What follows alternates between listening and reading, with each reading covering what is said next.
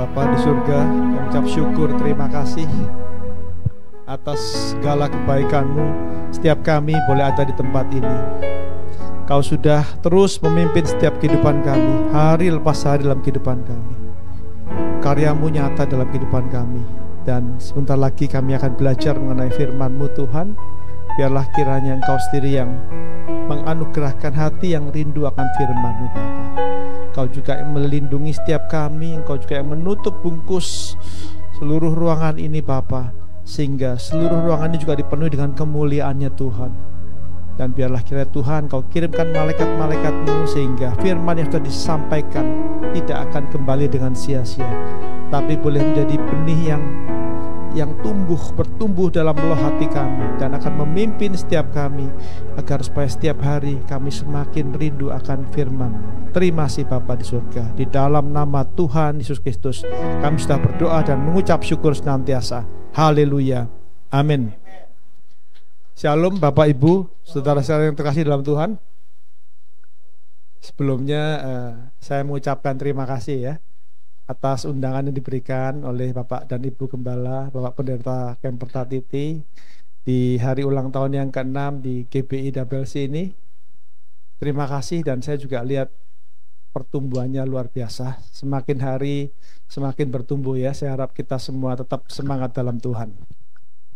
Bapak Ibu yang dikasihi Tuhan, hari ini kita akan belajar firman Tuhan, tapi judulnya saya rahasiakan ya. Ya, nanti ditebak judulnya apa. Nah, karena dengan tahu materi firman Tuhannya, oh ternyata judulnya ini. Nanti di akhir sesi kita bikin kuis. Kalau yang benar nanti dapat hadiah, Bapak Ibu ya. Oke. Hari-hari ini di gereja kita dapat mengelompokkan setiap kita yang ada di tempat ini menjadi tiga kelompok dari jemaat Tuhan. Yang pertama adalah jemaat Tuhan full time. Jemaat Tuhan full time ya. Jadi ini Pak Pendeta, Ibu Pendeta ya. Jadi ini full time, mendedikasikan seluruh waktunya untuk benar-benar melayani Tuhan. Itu yang pertama, full timer. Yang kedua adalah part time. Part time artinya apa? Hanya periode tertentu saja melayani Tuhan. Ya, kadang-kadang melayani Tuhan, kadang-kadang tidak melayani Tuhan. Yang ketiga adalah jemaat. Jemaat yang ya setiap hari Minggu datang mendengar firman Tuhan dan sehari-harinya bekerja di bidang sekuler. Bapak Ibu tahu apa artinya sekuler? Sekuler menurut Kamus Besar Bahasa Indonesia didefinisikan sebagai bersifat duniawi atau kebendaan, dan bukan bersifat keagamaan atau kerohanian. Hari ini kita akan belajar bahwa ternyata kita tiba pada suatu masa di mana penugasan secara rohani kepada suatu pekerjaan sekuler adalah sama pentingnya dengan pelayanan sepenuh waktu. Saya ulang Bapak Ibu, kata-kata ini karena ini sangat pentingnya. Jadi hari-hari ini penugasan rohani di dunia sekuler sama pentingnya dengan penugasan pelayanan penuh. Artinya apa? Artinya gini Bapak Ibu, mungkin di antara kita hari-hari ini ada yang, ya Pak, saya memang agamanya Kristen, tetapi saya sehari-hari bekerja untuk mencukupi kebutuhan kehidupan saya. Baik-baik saja, tidak masalah Bapak Ibu. Tetapi, ada tetapinya. Hari ini kita bicara bahwa ada penugasan secara rohani kepada suatu pekerjaan sekuler. Artinya apa? Artinya bahwa tugas memuliakan Tuhan, tugas melayani Tuhan itu bukan hanya tugasnya full timer atau bahkan part timer, tetapi kepada kita semua yang bekerja di dunia sekuler. Jadi hari-hari ini mungkin di antara kita ada yang bekerja. Oh, saya bekerja sebagai, misalnya, oh saya sebagai driver Grab. saya juga sebagai ojek online, saya juga sebagai seorang kontraktor, saya sebagai seorang marketing, saya sebagai seorang keuangan, saya sebagai apapun aspek kehidupan kita. Kalau kita lihat dari sini Bapak Ibu, kalau logika pertama yang kita pikirkan, kalau misalnya tugas memuliakan Tuhan atau tugas untuk menggembalakan jiwa-jiwa Tuhan hanya pada Pak Pendeta dan Ibu, maka akan lambat sekali. Karena apa? Hanya 2 orang mampu melayani seberapa banyak. Dan hari-hari ini Tuhan berkata banyak sekali jiwa-jiwa yang siap dituai. Banyak sekali jiwa-jiwa yang siap untuk rindu untuk mendengar firman Tuhan. Ya, jadi kita ngerasa bahwa begitu banyak yang harus dilakukan. Kalau cuman Bapak dan Ibu Pendeta, kasihan sekali Bapak Ibu. Dunia ini penuh dengan kegelapan. Dunia ini perlu terang, ya. Jadi kalau hanya full timer, wah kurang, ya. Nah sekarang saya balik lagi. Setiap kita menjalani kehidupan kita di dunia sekuler, ya. Tapi firman Tuhan berkata gini, di Kolose 3 ayat 23 berkata seperti ini. Apapun juga yang kamu perbuat, perbuatlah dengan segenap hatimu seperti untuk Tuhan dan bukan untuk manusia.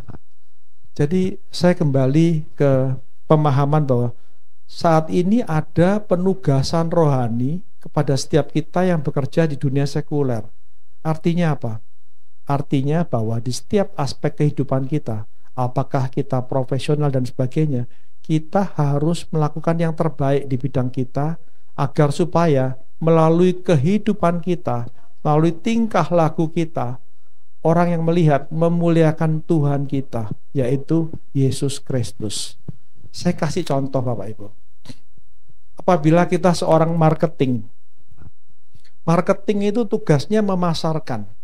Dan biasanya sebagai seorang marketing itu diberikan target oleh atasannya. Oke, target Anda sekian. Target Anda misalnya sekian. Dan rata-rata kita kok diberikan target sekian itu, kita berusaha mencapai targetnya sekian ini. Karena apa? Kalau kita bisa mencapai target, maka kita akan lulus. Tapi kalau enggak, kita menjadi orang-orang yang tidak perform, tidak dapat mencapai target. Nah, yang saya mau sampaikan lagi nih, kalau kita diberikan tugas mencapai target sekian, kalau kita bisa 2 kali lipatkan atau 3 kali lipatkan pencapaian target, maka kita akan jadi orang-orang yang luar biasa. Kita akan jadi orang-orang yang hebat. Dan kalau kita menjadi orang hebat, pasti kita diperhatikan Bapak Ibu. Saya punya seorang teman Bapak Ibu, pendidikannya hanya SMA saja ya. Ini orang Surabaya, umurnya 40 tahun. Dia cerita, ayah ibunya bekerja di sebuah perusahaan multi level marketing. Dan dia adalah anak pria satu-satunya di keluarga ini. Jadi dia terbiasa di dunia multi level marketing. Dia ikut orang tuanya tiap kali meeting dan sebagainya.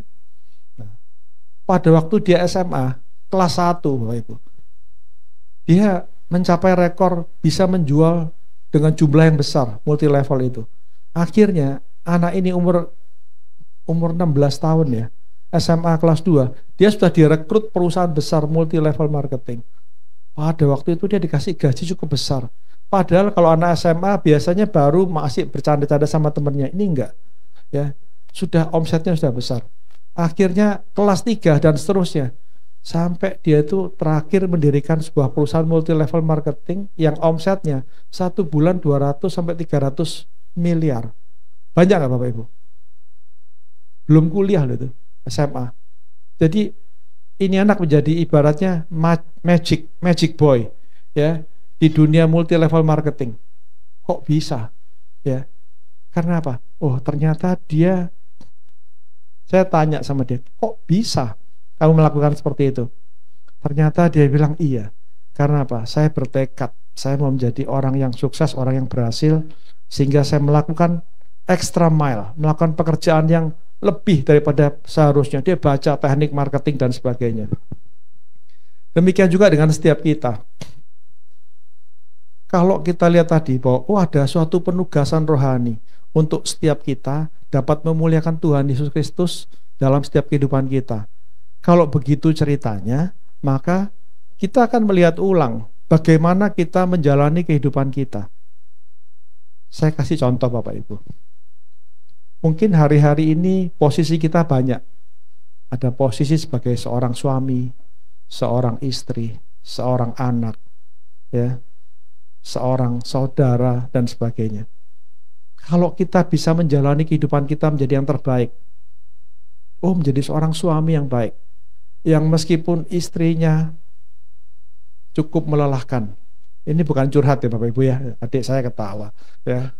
Misalnya, tetap harus semangat. Gimana caranya supaya apa? Tetap mengasihi, tetap melakukan yang terbaik. Demikian juga kalau misalnya gini, kalau kita sebagai seorang anak, kita melihat, orang tua kita mungkin bukan orang tua yang sempurna, bukan orang tua yang selalu memberikan keinginan kita. Kalau dibandingkan dengan orang tua lainnya, mungkin kita membanding-bandingkan, kita bilang bahwa orang tua teman saya menyediakan rumah yang bagus, fasilitas yang bagus, sekolah yang bagus, segala sesuatunya yang bagus. Akhirnya apa? Kita jadi tidak menghargai orang tua kita karena kita membandingkan orang tua dari teman kita yang lebih baik. Akan tetapi, kalau kita belajar firman Tuhan, kita menerima penugasan dari Allah Bapa di surga untuk melakukan yang terbaik yang dapat kita lakukan di area kita masing-masing. Kita akan mulai memandang orang tua kita dengan sudut pandang yang berbeda.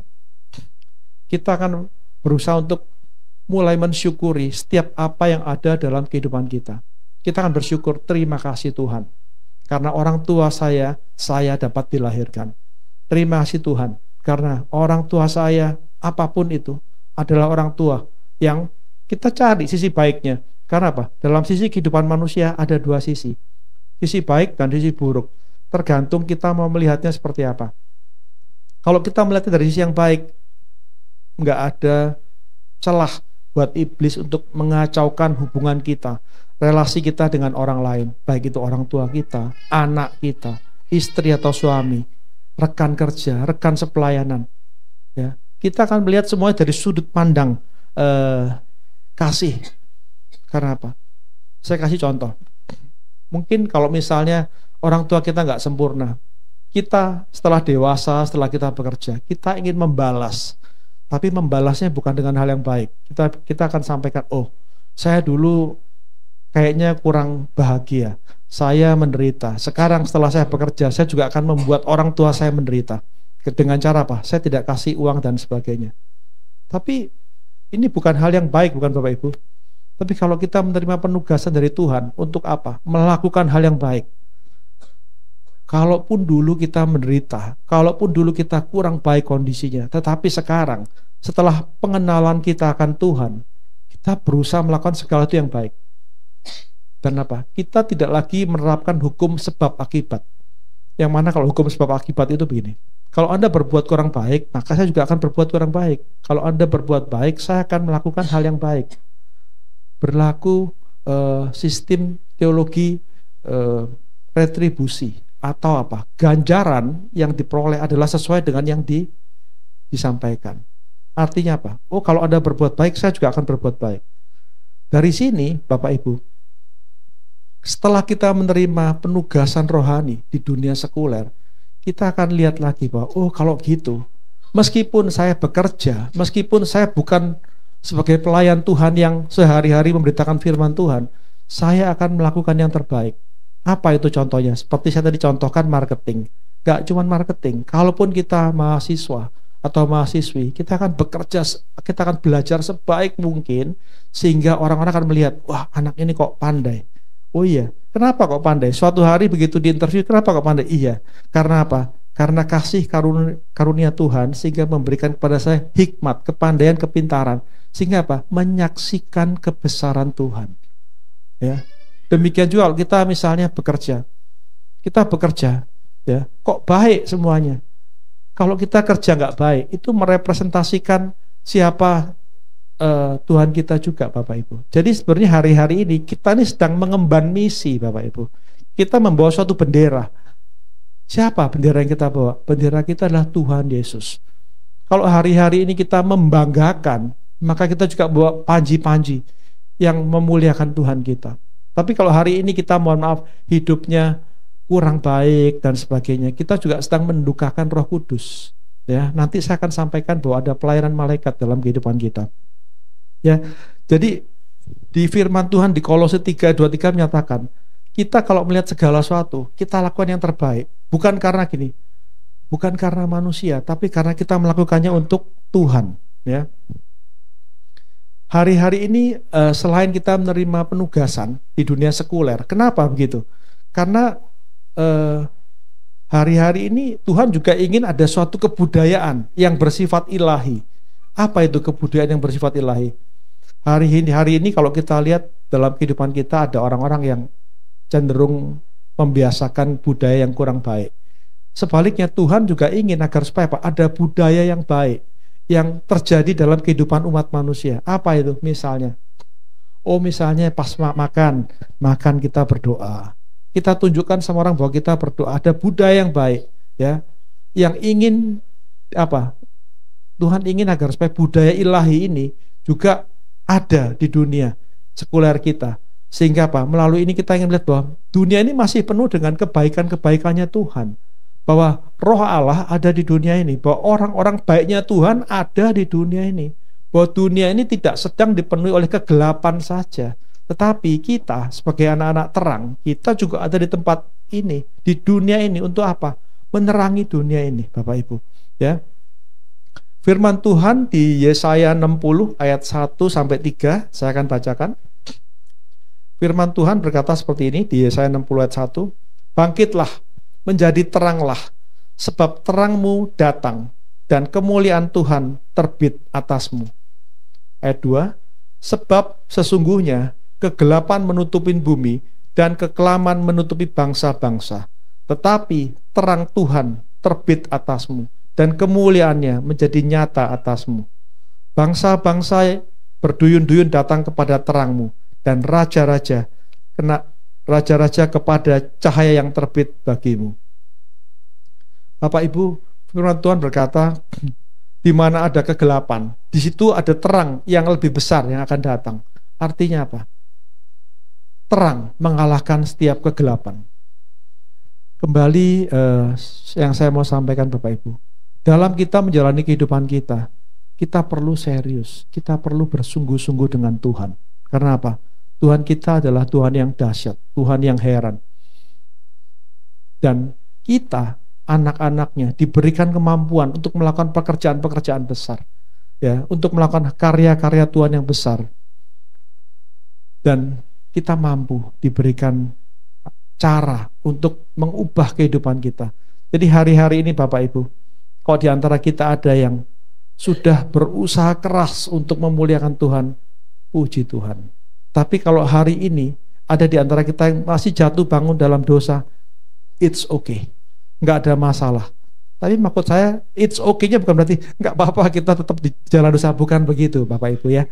Tapi it's okay-nya adalah masih ada waktunya Tuhan untuk kita bangkit, untuk kita mulai menjadi terang.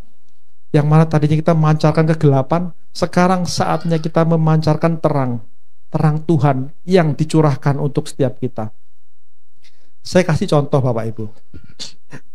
Saya dari kecil tidak pernah memiliki karunia untuk bernyanyi dengan suara yang luar biasa. Waktu saya remaja, saya ke karaoke gitu ya. Suara saya selalu putus di tengah jalan.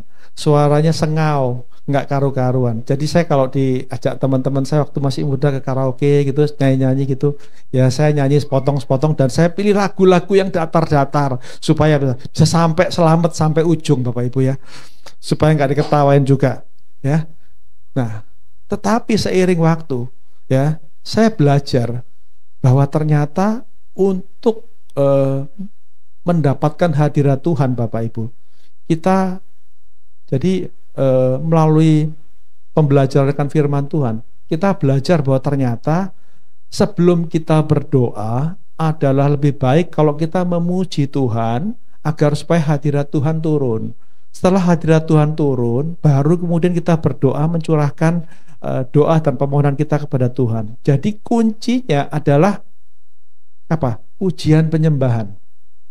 Saya kemudian mulai membayangkan bahwa gini, kalau misalnya saya memuji Tuhan dengan apapun yang saya miliki pun Tuhan pasti mendengar, Tuhan pasti mengerti. Tetapi adalah lebih baik kalau misalnya saya dapat memuji Tuhan yang bahkan, jadi kadang-kadang gini Bapak Ibu, kalau kita menyanyi, manusia mendengar, malaikat mendengar, Tuhan mendengar.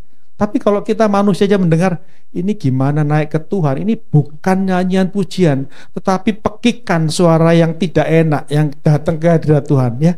Jadi saya mulai bayangkan, waduh kalau nyanyi saya begini, problem ini. Jadi gimana nggak naik? Jadi akhirnya saya mulai memotivasi diri saya untuk belajar. Bagaimana suara itu dapat bisa keluar? Oh ternyata ada tekniknya. Jadi Tuhan itu menciptakan kita dengan segala sesuatu. Ada tekniknya. Teknik pernapasan, teknik intonasi dan sebagainya. Sehingga suatu hari saya masuk ruangan, saya berlatih bernyanyi. Ya. Saya cari lagu yang pas, saya berlatih bernyanyi. Dan ternyata betul, pada waktu pertama masih nggak karuan suaranya. Makin lama, udah gitu ternyata saya mulai menyadari juga, ternyata suara itu berhubungan dengan gendang telinga, ya, dengan juga hidung pernapasan. Ada 3, mulut, hidung, telinga. Itu saling berhubungan. Dan ternyata saya dari kecil itu saya punya masalah Bapak Ibu. Karena apa? Hidung saya sering buntu dan sebagainya, jadi telinga saya sering tersumbat. Jadi akhirnya suara nggak nyambung. Jadi kalau mau nyanyi ternyata voice-nya, hidung dan telinga ini harus kondisinya nyambung semua. Saya mulai menganalisa, ternyata oh saya sering pilek. Kenapa kok pilek? Ternyata saya punya alergi. Alergi apa? Alergi pedas Bapak Ibu. Kalau makan pedas langsung hidung saya buntu, otomatis telinga saya juga buntu. Kalau telinga buntu Bapak Ibu, penyanyi yang suaranya enak sekalipun kalau ngomong, kalau nyanyi nggak enak semua Bapak Ibu.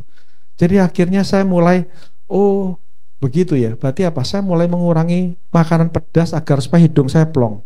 Setelah hidung saya plong, telinga saya terdengar enak. Baru saya belajar menyanyi sampai akhirnya saya ulang-ulang terus sehingga apa? Lumayan Bapak Ibu, ya. Kalau dulu mungkin nilai saya kalau menyanyi 2 atau 3, sekarang paling nggak 5,5 Bapak Ibu, ya. Saya nggak berani terlalu tinggi ya, saya bilang 5,5 aja gitu ya. Nah, pada waktu mulai bisa menyanyi dan sebagainya, saya sendiri Bapak Ibu kalau saya duduk di tempat tenang saya menyanyi dan sebagainya, saya merasa waduh pujian penyembahan saya naik ke surga.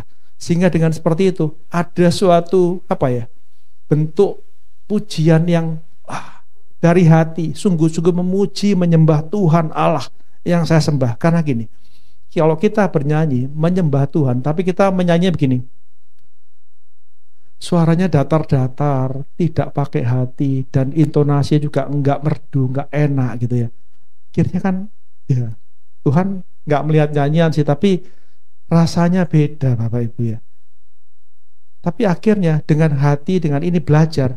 Sekarang kalau menyanyi, waduh senangnya luar biasa. Kenapa? Bisa mencurahkan pujian penyembahan, penghormatan kepada Tuhan. Ya, saya lanjut. Nah, kita kalau misalnya menjadi terangnya Tuhan, kita menjadi pelaku firman Tuhan yang menjadi terang. Ternyata nggak mudah Bapak Ibu.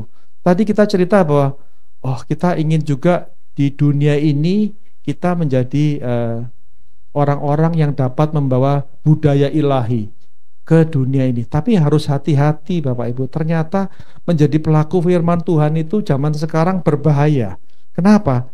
Karena ternyata roh antikris itu sudah menguasai sistem-sistem duniawi sampai ke tingkat yang mendominasi. Artinya apa Bapak Ibu? Sekeliling kita ini yang memuliakan Tuhan sama yang tidak menyukai Tuhan atau roh antikris, banyakkan roh antikris, dan mereka di berbagai strata kehidupan ya. Jadi nggak gampang untuk setiap kita melakukan semua ini. Akan tetapi Tuhan Yesus ingin agar supaya setiap kita itu nggak cuman menjalankan kehidupan seperti anak-anak Tuhan dan sebagainya. Tetapi Tuhan ingin kita melangkah masuk ke dunia sekuler agar supaya apa? Kita dapat menjangkau banyak jiwa-jiwa melalui keseharian kita, sehingga apa? Banyak jiwa-jiwa dapat dimenangkan. Kita baca di Yesaya 49 ayat 6. Saya bacakan ya. Yesaya 49 ayat 6. Terlalu sedikit bagimu hanya untuk menjadi hambaku, untuk menegakkan suku-suku Yakub dan untuk mengembalikan orang-orang Israel yang masih terpelihara. Tetapi aku akan membuat engkau menjadi terang bagi bangsa-bangsa, supaya keselamatan yang datang yang daripadaku sampai ke ujung bumi. Artinya apa? Kita tidak hanya aktif di dalam gereja saja, tetapi kita juga harus melangkah keluar. Melangkah keluar kemana, Pak? Ya, dalam kehidupan kita, seharian kita. Apa kita sebagai gini, saya kasih ilustrasi Bapak Ibu.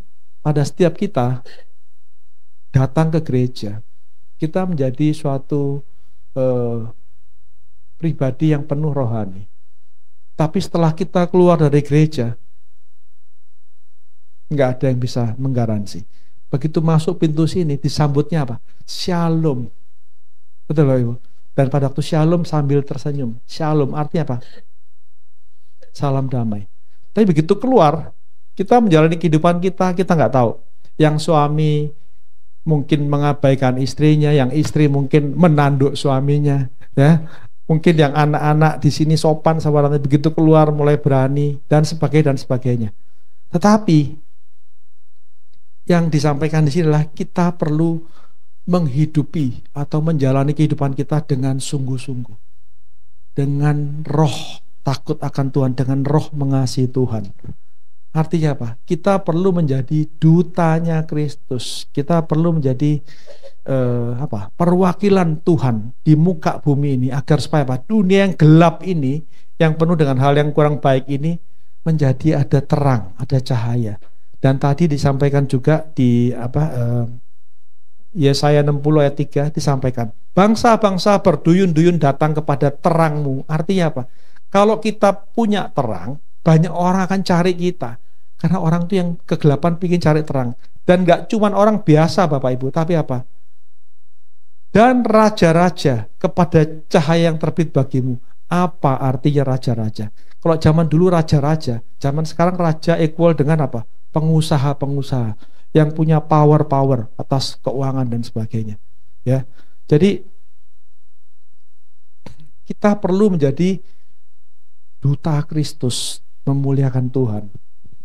Bapak Ibu mungkin yang muda-muda di sini ada yang hobi nonton. Saya tertarik pada satu film, ya, judulnya Kingsman, The Secret Service. Kingsman ini sangat populer sehingga ada film 1, 2, ketiga. Ya, Kingsman ini cerita mengenai agen rahasia Inggris. Ya, jadi merekrut anak-anak muda untuk menjadi secret service-nya Inggris. Nah, di Kingsman ini diceritakan bahwa untuk masuk direkrut sebagai secret service atau agen rahasia itu dites, nggak gampang Bapak Ibu masuk menjadi secret service di Kingsman ini. Diuji, dites, dan setelah lulus kemudian juga apa? Dibekali dengan training, dilatih nembak, dilatih juga mengemudi nggak cuma mobil, macam-macam. Karena apa? Mengemudi mobil, mengemudi pesawat, mengemudi helikopter dan sebagainya. Terus juga diajarkan untuk apa? Latihan berkuda, berenang, menyelam, bela diri, latihan negosiasi, harus diajarkan supaya benar-benar siap. Karena apa? Menjadi Kingsman Secret Service atau agen rahasia di kerajaan Inggris itu enggak gampang, harus dilatih. Nah, itu kalau Kingsman Secret Service. Bagaimana dengan setiap kita nih? Tadi kan kita bilang bahwa Tuhan mengutus kita. Nah, kalau kita diutus begini, saya mau tanya sama Pak Pendeta, Pak, ini kalau kira-kira jemaatnya Dabelsi mau diutus, bagaimana Pak? Apa yang harus dipersiapkan? Apakah ibu-ibu tadi, wanita-wanita hebat perlu diajar latihan menembak atau latihan berkuda Atau latihan masak, atau latihan apa supaya ini? Nah, ternyata saya sempat berpikir, Pak, pada waktu saya menyiapkan materi firman Tuhan ini, saya berpikir, iya ya, kalau Tuhan mengutus anak-anaknya untuk di dunia sekuler, bagaimana melakukan yang terbaik di area masing-masing, supaya menjadi stand out, supaya timbul menjadi suatu hal yang memuliakan Tuhan, bagaimana caranya ya? Oh, ternyata setelah saya membaca lagi firman Tuhan, saya mengerti. Ternyata untuk sebagai kita jadi duta Kristus, untuk dapat melakukan hal yang baik tadi, yang pertama kita harus ya berdoa, berpuasa, dan yang paling penting adalah membaca Alkitab. Kenapa kok kita mesti membaca Alkitab? Karena ternyata dengan kita membaca Alkitab, itu kita belajar untuk memahami hati Bapa di surga. Kenapa? Supaya kita dapat menunjukkan hati Allah Bapa kita kepada dunia. Paham nggak Bapak Ibu? Saya kasih contoh ya. Saya punya 3 orang anak. 3 orang anak saya ini saya motivasi karena saya dapat pemahaman bahwa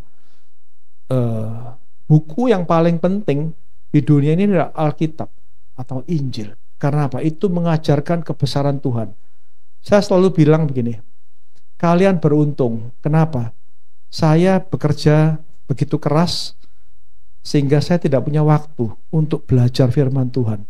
Dan begitu saya punya waktu, umur saya udah sekian 30 lebih menjelang 40 tahun ya. Tapi kalian, saya bilang, saya kasih waktu sekian banyaknya untuk mempelajari, merenungkan firman Tuhan. Supaya apa? Dengan pengenalan akan firman Tuhan akan mengubah banyak hal dalam kehidupan kita, Bapak Ibu. Karena apa? Kalau kita belajar firman Tuhan, kita akan ngerti, oh Tuhan kita ini dahsyat. Tuhan kita ini Jehovah Jireh, Allah yang menyediakan. Nggak perlu khawatir. Oh Allah kita Jehovah Nisi, selalu memberikan panji-panji kemenangan dalam setiap pergumulan kita.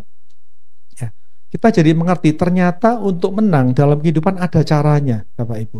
Nah, untuk hal itu saya memotivasi anak-anak saya bilang gini. Kebetulan kan mereka suka jajan, Bapak Ibu ya. Jadi saya bilang, kalau kalian nyelesain firman Tuhan ini dalam waktu sekian, saya akan kasih uang 10 juta, Bapak Ibu. Ya. Tapi ternyata udah saya insentifin uang begitu juga, masih aja nggak selesai-selesai. Padahal saya bilang ini tuh nggak main-main loh. Rahasia kehidupan ada dalam Alkitab. Ya. Karena apa? Kalau kita lihat, saya bilang bahwa Tuhan kita ini dahsyat sekali, ya. Dan kalau kita di dunia, tapi kita mikirnya dunia terus, itu akan apa? Jadi nggak baik gitu. Di Kolose 3 ayat 2 berkata, pikirkanlah perkara yang di atas, bukan yang di bumi. Ya. Dan di 2 Tawarikh 16 ayat 9a juga berbunyi seperti ini, saya bacakan. Karena mata Tuhan menjelajah seluruh bumi untuk melimpahkan kekuatannya kepada mereka yang bersungguh hati terhadap Dia. Jadi Bapak Ibu, saudara yang terkasih dalam Tuhan, kalau kita lihat setiap kita mesti paham bahwa kehidupan kita di alam manusia ini itu juga ada alam roh yang melihat kehidupan kita, dan Allah Bapa kita melihat kehidupan kita. Ya, jadi kita perlu untuk bersemangat bagaimana supaya kita bisa melakukan hal-hal yang baik di dunia yang sekuler ini. Itu yang pertama. Yang kedua, saya mau tanya Bapak Ibu, salah satu kunci kesuksesan dalam hidup itu apa Bapak Ibu? Ada banyak Bapak Ibu ya. Faktor untuk sukses dalam hidup itu banyak sekali Bapak Ibu. Tapi hari ini yang saya mau bahas ada satu, tapi materi ini pasti Bapak Ibu senang. Salah satu kunci kesuksesan dalam hidup adalah warisan, Bapak Ibu. Ada Bapak Ibu di sini yang nggak suka dengan warisan? Karena apa? Warisan artinya sesuatu yang diberikan tanpa kita kerja keras, Bapak Ibu. Namanya juga warisan. Kalau yang kerja sendiri ya bukan warisan namanya. Tapi kalau warisan itu diberikan. Nah, sekarang warisan ini ada 2. Yang pertama adalah warisan duniawi. Apa itu? Warisan duniawi ini diberikan oleh orang tua kita, famili kita terima beres. Dan kadang-kadang kalau orang itu anaknya orang-orang tertentu, mereka suka membanggakan, oh saya anaknya orang kaya sehingga Saya kerja santai-santai pun juga akan baik-baik saja kehidupan saya. Tetapi ternyata pemahaman ini tidak sepenuhnya betul Bapak Ibu. Kenapa? Di Pengkhotbah 5 ayat 11 berkata begini. Dengan bertambahnya harta, bertambah pula orang-orang yang menghabiskannya. Dan apakah keuntungan pemiliknya selain melihatnya? Jadi ternyata nggak sepenuhnya betul Bapak Ibu. Dan saya juga kebetulan punya seorang teman ya, yang usianya 6 tahun di atas saya. Dulu dia ini anak suatu konglomerat di Jawa Timur, kayanya luar biasa. Orang-orang kalau bicara kekayaannya 7 generasi tidak akan habis. Artinya apa? Kaya sekali memang. Tanahnya banyak, pabriknya besar, omsetnya triliunan dan sebagainya. Ya. Jadi kita semua tiap kali ketemu sama dia, wah, dia selalu dia yang bayar-bayarin dan sebagainya. Kenapa? Anaknya orang kaya.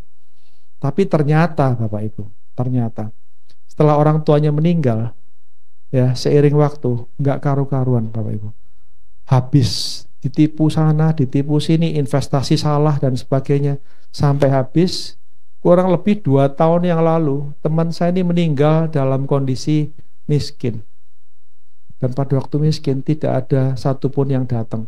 Waktu saya datang ke rumah duka, biasanya kalau orang kaya itu Bapak Ibu bikin berapa hall, 4 hall, 5 hall, ruangan AC, makanannya banyak dan sebagainya.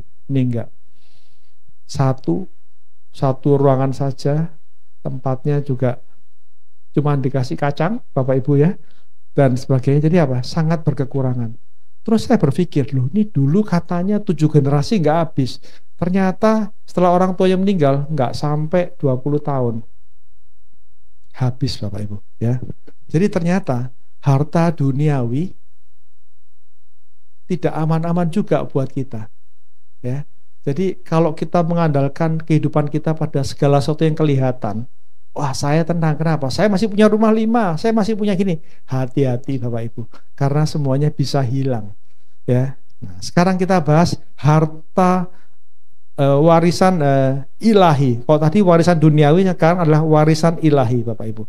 Warisan ilahi itu apa sih Bapak Ibu? Namanya juga warisan ilahi. Ilahi adalah sesuatu yang sifatnya dari Tuhan. Apa itu? Ada beberapa pemahaman. Yang pertama saya mau sampaikan, hari-hari ini di antara kita mungkin ada yang berkelimpahan secara harta, tapi hari-hari ini juga mungkin di antara kita yang tidak berkelimpahan secara harta, tetapi kita memiliki hubungan dengan Tuhan kita.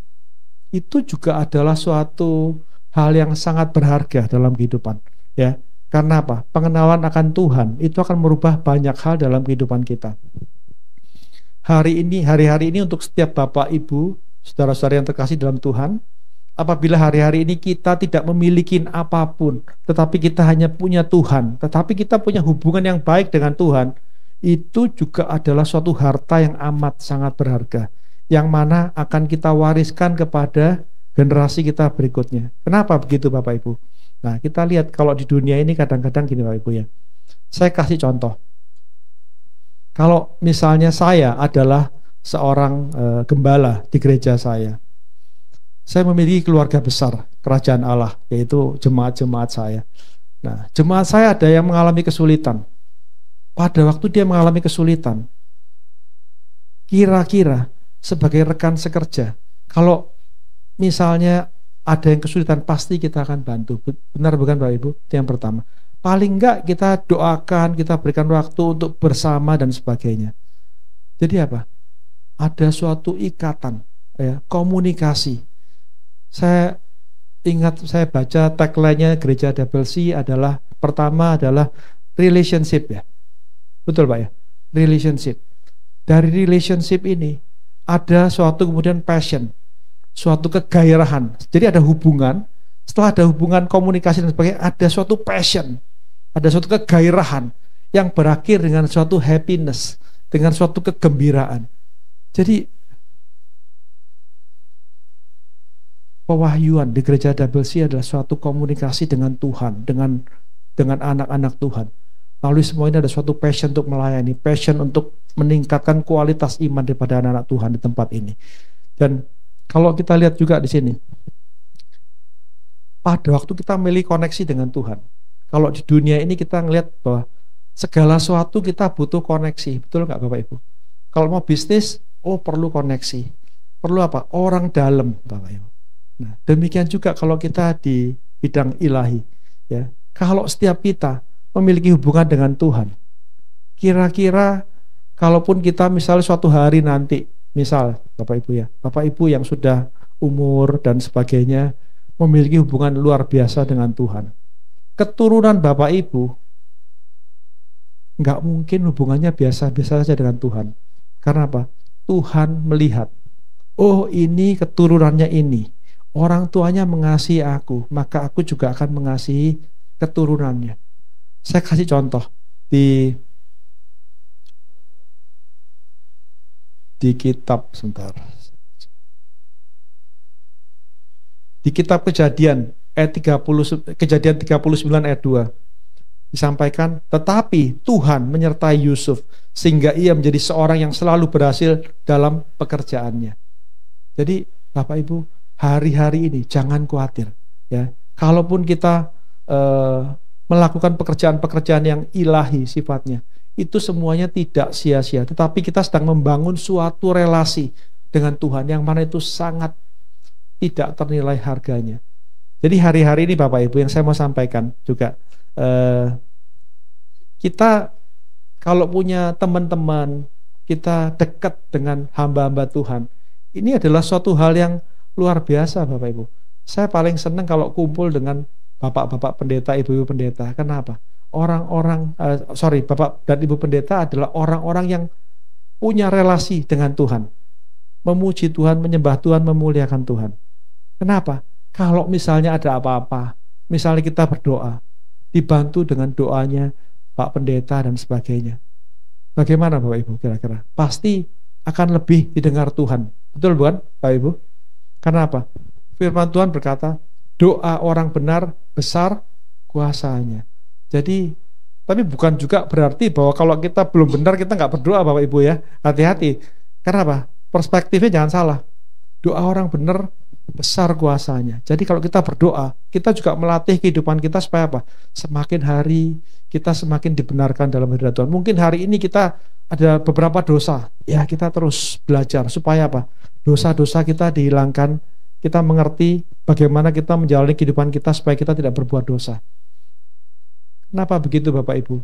Kadang-kadang kita dalam menjalani kehidupan kita sudah berdoa, aduh Tuhan banyak masalah Tuhan, tapi kok nggak diangkat-angkat ini.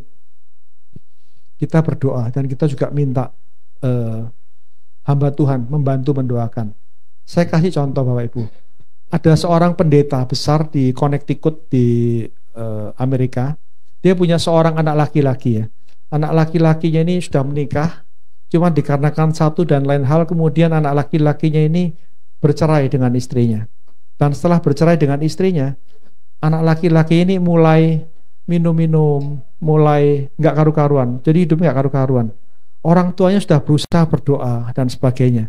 Anaknya ini juga berusaha untuk pulih, tapi nggak bisa pulih-pulih dan sebagainya. Ya, sama orang tuanya disuruh berdoa, tetap aja nggak beres-beres. Akhirnya dia memilih untuk jadi security di malam hari. Di mana di malam hari dia bekerja, jadi makin susah hubungannya. Waktu minggu nggak ke gereja, makin jauh. Orang tuanya nggak mengerti gimana caranya supaya anaknya ini dimenangkan. Karena apa? Bapaknya bilang ini Tuhan, aku ini hambamu Tuhan. Anakku kok kayak gini Tuhan. Gimana dan nanti jemaat saya melihat ini kok nggak karu-karuan Tuhan. Akhirnya Tuhan berkata, oke, kebetulan nama anaknya Jody Bapak Ibu ya. Jadi kalau di sini ada yang namanya Jody, mohon maaf ini hanya contoh Bapak Ibu ya. Nah, anaknya namanya Jody. Terus Tuhan berfirman gini, oke, bawa anakmu, kasus anakmu ini ke dalam tahta pengadilan surga. Oke, jadi akhirnya hamba Tuhan ini berdoa. Dan dalam doanya, dia membayangkan dia maju ke dalam tahta pengadilan surga. Bapak Ibu, setiap kita, saya memberikan satu pemahaman ya. Setiap hari dalam kehidupan kita, pada waktu kita berdoa, sebetulnya kita ini sedang berada dalam tahta pengadilan surga Bapak Ibu. Apa itu artinya? Pada waktu kita berlutut berdoa, ya, ada di sebelah kiri accuser, penuntut, ya, iblis yang menuntut. Sebelah kanan ada malaikat Tuhan, di depan kita adalah Tuhan Yesus Kristus. Pada waktu kita berdoa, penuntut atau iblis berkata, enggak bisa Tuhan, jangan dikasih kabulkan doanya. Kenapa? Iya, karena dia ada dosanya ini dan sebagainya. Upah dosa adalah maut dan sebagainya. Di-accuse, dituntut, sehingga apa? Enggak bisa. Ya, enggak bisa karena apa? Tuhan itu adil, Allah itu adil. Segala sesuatu itu ada sebab dan ada akibatnya. Dituntut, malaikat mau membela gimana? Memang semua ini ada aturannya. Injil, Alkitab itu juga ada aturannya, ada tata cara dan sebagainya. Tapi ada satu senjata pamungkas, Bapak Ibu. Senjata pamungkas ini enggak banyak orang yang tahu. Tapi senjata pamungkas ini adalah hamba-hamba Tuhan dan anak-anak Tuhan yang sudah paham firman Tuhan mengerti. Akhirnya apa? Maju, berdoa, meskipun di-accuse, mengulurkan tongkat.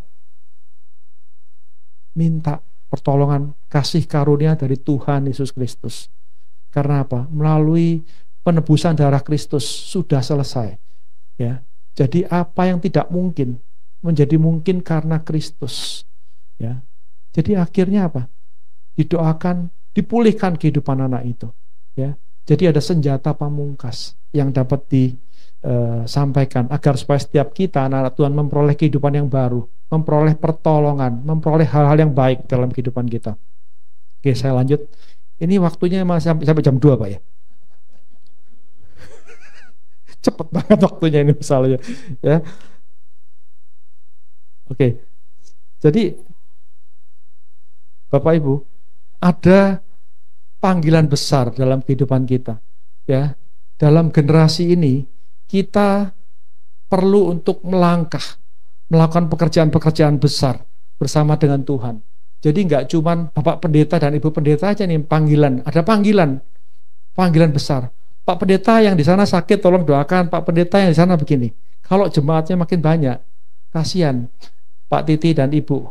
Sehari bisa keliling banyak dan sebagainya, ya. Tapi kalau setiap kita anak-anak Tuhan kita melangkah, ya, melakukan perkara-perkara yang besar, banyak jiwa diselamatkan.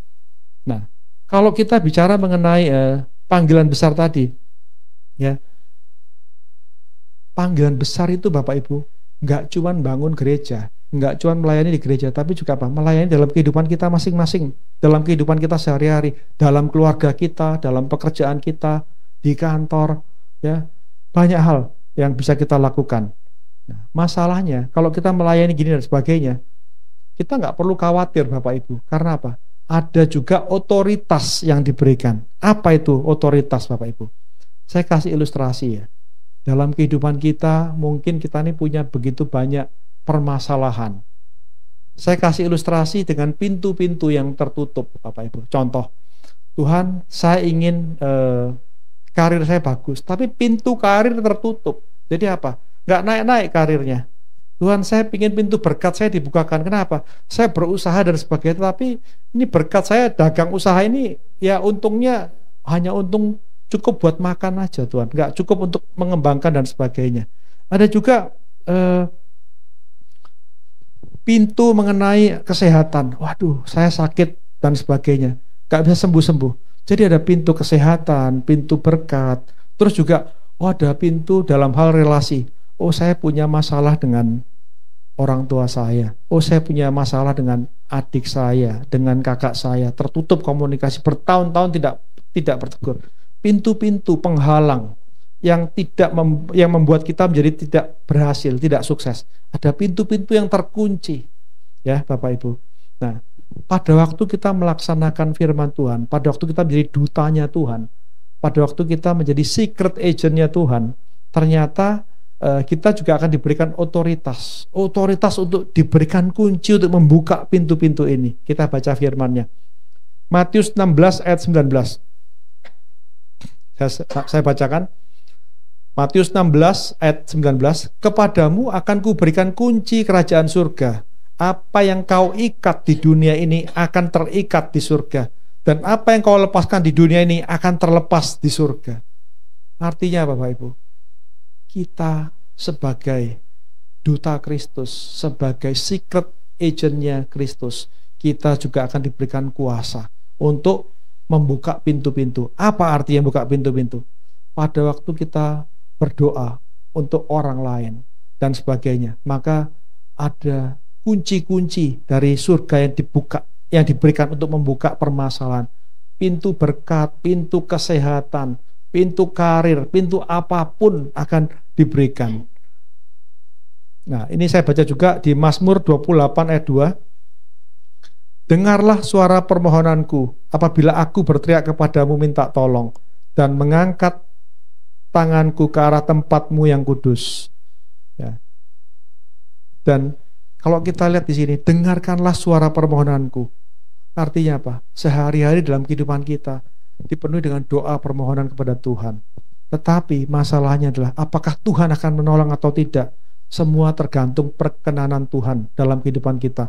Apakah doa-doa kita selaras dengan kehendak Tuhan atau tidak, Bapak Ibu? Saya minta tambah 5 menit ya Bapak Ibu ya. Belum selesai. Nah, di Mazmur 121 ayat 1 berkata, nyanyian Syarah, aku melayangkan mataku ke gunung-gunung, dari manakah akan datang pertolonganku? Ayat 2, pertolonganku ialah dari Tuhan yang menjadikan langit dan bumi. Ayat 3, ia tak akan membiarkan kakimu goyah, penjagamu tidak akan terlelap. Ayat 4, sesungguhnya tidak terlelap dan tidak tertidur penjaga Israel. Ayat 5, Tuhanlah penjagamu, Tuhanlah naunganmu di sebelah tangan kananmu. Matahari tidak menyakiti engkau pada waktu siang atau bulan pada waktu malam.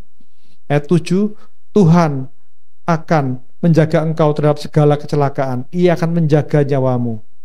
Di ayat 8, Tuhan akan menjaga keluar masukmu dari sekarang sampai selama-lamanya. Bapak Ibu yang dikasihi dalam Tuhan Yesus Kristus, dalam kehidupan kita, pada waktu kita melakukan pelayanan Tuhan, kita akan diberikan otoritas. Dan selain diberikan otoritas, kita diberikan kunci dari surga untuk membuka pintu-pintu yang tertutup, yang menghalangin kita. Dan dalam satu buku yang saya baca, yang dikarang oleh namanya Shawn Bolz ya, judulnya Kunci Kerajaan Surga, Bapak Ibu. Di situ disampaikan juga bahwa pada waktu seseorang bermitra dengan Tuhan, menjadi pelayan Tuhan, ya, diberikan juga ternyata kunci-kunci untuk membuka pintu-pintu berkat. Dan pada waktu seseorang itu akan diberikan kunci, malaikat bersorak-sorai. Malaikat langsung memuji Tuhan. Pertanyaannya, malaikat yang mana? Ternyata di setiap kita, anak-anak Tuhan, diberikan juga namanya pelayanan malaikat. Jadi Bapak Ibu, saudara-saudari terkasih di sini, sadar nggak bahwa ada malaikat di sekeliling kita hari-hari ini? Ya, di sini disampaikan ada pelayanan malaikat. Di Mazmur 91 ayat 11 berkata, sebab malaikat-malaikatnya akan diperintahkannya kepadamu untuk menjaga engkau di segala jalanmu. Jadi yang pertama dalam kehidupan kita, ada perlindungan malaikat di sekeliling kita. Yang kedua, di Ibrani 11 ayat 14, bukankah mereka semua adalah roh-roh yang melayani, yang diutus untuk melayani mereka yang harus memperoleh keselamatan? Berikutnya, di Mazmur 34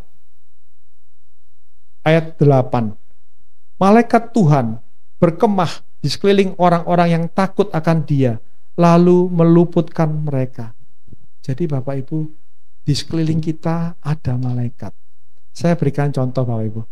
Kalau misalnya presiden, kalau presiden itu ada ajudannya, ada yang ini bintang 2. Kalau menteri bintang berapa dan sebagainya. Kita sebagai anak Tuhan, kita juga diperlengkapi dengan pelayanan malaikat. Karena apa? Dalam mengemban misi Tuhan, pasti ada bahaya-bahaya yang akan menyerang kita dan sebagainya. Oleh karena itu Tuhan mengutus malaikat-malaikatnya untuk melindungi anak-anaknya, Bapak Ibu.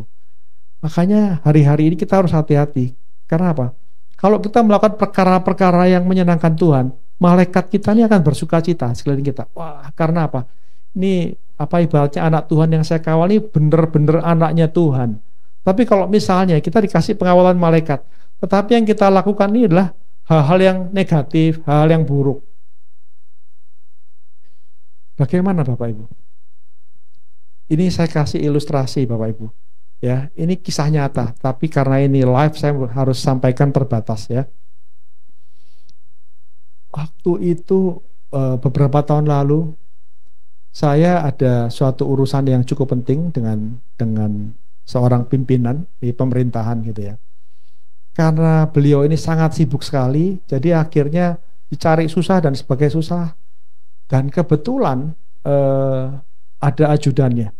Ajudannya saya tanya, Pak, ini gimana sih Pak? Kok nggak diproses-proses segala sesuatu kok lama sekali gitu? Terus ajudannya ini berkata, iya saya ini juga bingung sama pimpinan saya. Kenapa? Lagi sibuk. Sibuk apa? Mainan sama kucingnya. Bingung saya. Ini orang penting ya, tapi kok ditunggu orang banyak, dokumennya banyak dan sebagainya. Tapi ya dia senang main kucing Pak. Jadi mainan sama kucing terus. Wah. Terus ajudannya dia bilang, iya saya juga bingung. Masa saya disuruh tugas negara untuk ngawal. Lah kok saya dikawal nih mainan sama kucing terus ini saya. Jadi ajudannya aja curhat sama saya. Jadi saya pikir, wah, ajudannya mulai tidak suka dengan pimpinannya. Karena apa? Karena dianggap tidak melakukan sesuatu yang sesuai, yang patut dengan apa yang seharusnya dia lakukan. Kembali dengan yang saya sampaikan tadi. Kalau kita adalah anak Tuhan yang dimuliakan Tuhan, sehingga apa? Tuhan mengirimkan malaikatnya untuk menjaga kita, melindungi kita, membawa kita supaya sampai ke tujuan yang direncanakan Tuhan. Maka sebaiknya kita juga mulai berhati-hati dengan kehidupan kita. Kita mulai menghidupi kehidupan kita dengan sungguh-sungguh, Bapak Ibu. Yang terakhir Bapak Ibu, yang terakhir, kita juga sebaiknya tidak mencuri kemuliaan Tuhan Bapak Ibu. Pada waktu kita menjadi anak Tuhan, pada waktu kita diberkati, pada waktu kita diberikan otoritas untuk membuka pintu-pintu, untuk mendoakan orang sakit sembuh, pada waktu orang yang kesulitan didoakan semuanya beres. Jangan kita bermegah Bapak Ibu. Firman Tuhan di Ulangan 8 ayat 17 berkata, maka janganlah kau katakan dalam hatimu, kekuasaanku dan kekuatan tanganku lah yang membuat aku memperoleh kekayaan ini. Ayat 18, tetapi haruslah engkau ingat kepada Tuhan Allahmu, sebab dialah yang memberikan kepadamu kekuatan untuk memperoleh kekayaan dengan maksud meneguhkan perjanjian yang diikrarkannya dengan sumpah kepada nenek moyangmu seperti sekarang ini. Jadi Bapak Ibu, kalau kita melayani Tuhan dan kita dimuliakan Tuhan, jangan kita mencuri kemuliaan Tuhan. Ya, kita harus sampaikan Allah kita yang dahsyat, Allah kita yang luar biasa, Allah kita yang penuh kasih. Ya, dan semoga melalui semua yang kita sudah pelajari hari ini, setiap kita boleh terus bertumbuh dan semakin mengasihi Tuhan dalam segala sesuatu yang kita lakukan. Terima kasih. Tuhan Yesus memberkati.